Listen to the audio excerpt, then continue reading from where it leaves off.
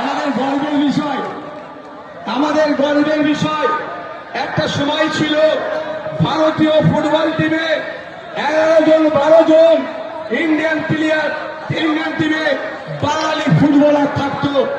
আর এখন এগিয়ে বাংলা বললেও ভারতীয় ফুটবল টিমে 1 থেকে 2 জন বাঙালিকে খুঁজে পাওয়া যায় না। সেই সময় ভারতের সব থেকে বড় ফুটবল টুর্নামেন্ট, বাংলামি টুর্নামেন্ট ISL কে দাপিয়ে বাড়ালো প্রতীক মন্ডলকে আপনাদের হাতে তুলে দিয়েছি।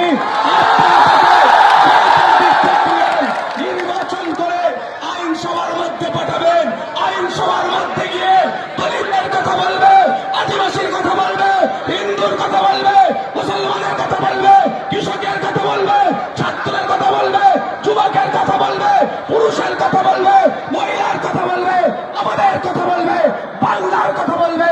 বাংলাকে এগিয়ে নিয়ে যাওয়ার জন্য আপনাদের হাতে আমরা প্রার্থী আমরা তুলে দিয়েছি। শুধু সময়ের অপেক্ষা, সময়ের অপেক্ষা। নির্বাচন সুষ্ঠুভাবে করাবো। এটা 2021 নয়, এটা 2024-26। আমরাও দাঁতে দাঁত চেপে লড়াই করবো, মানুষের জন্য কথা বলবো, সমাজের জন্য কথা বলবো, ভোট চুরি আটকাবো। এটা বিশ্বাস আমাদের। আমরা যদি ভোট চুরিটা আটকাতে পারি, অন্য কোন সিম্বল মিনাখা থেকে যেতে বিধানসভায় যাবে না। যেমন ভারত থেকে আবার পুনরায় খাম চিহ্ন বিধানসভাতে যাচ্ছে, ক্যানিং পূর্ব থেকে খাম সিম্বল যাচ্ছে, ক্যানিং পশ্চিম থেকে খাম সিম্বল যাচ্ছে, সাথে সাথে মিনাখা বাসন্তী থেকেও খাম সিম্বল বিধানসভার মধ্যে যাচ্ছে। আপনাদের কাজ কি হবে? আপনাদের কাজ এতটুকুই থাকবে, মাথা ঠান্ডা রাখা, কোন ভুল কাজে জড়িয়ে না পড়া এবং কোন অপশক্তির কাছে তাদের চক্রান্তের শিকার না হওয়া। বন্ধুগণ, বলার বক্তব্য আছে, ছিল, থাকবে, কিন্তু আপনাদের এতটুকু কথা বলতে পারি। আমার 5 বছর বিধায়ক হয়েছে আমি। আপনারা একটু আগে গেলেই ভাঙড় বিধানসভা পড়বে, একবার সেখানে কানটা পেতে দেখুন।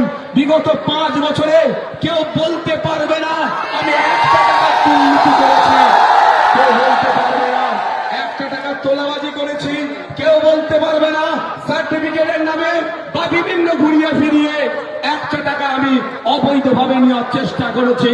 আমি বরঞ্চ 5 বছরে ভাঙড় নয়, রাজ্যে দৃষ্টান্ত তৈরি করেছি, যে দৃষ্টান্ত আজকে মিনাখার মানুষও গ্রহণ করছে, যে উদাহরণ ভাঙড়ের উদাহরণ মিনাখার মানুষও গ্রহণ করছে।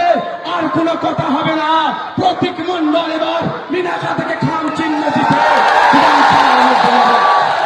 গতবারে আমরা আমাদের সহযোগী শক্তি, আমাদের লেফট ফ্রন্টের পক্ষ থেকে CPIM দাঁড়িয়েছিল, এই তো দাদা দাঁড়িয়েছিল, কমরেড দাদা।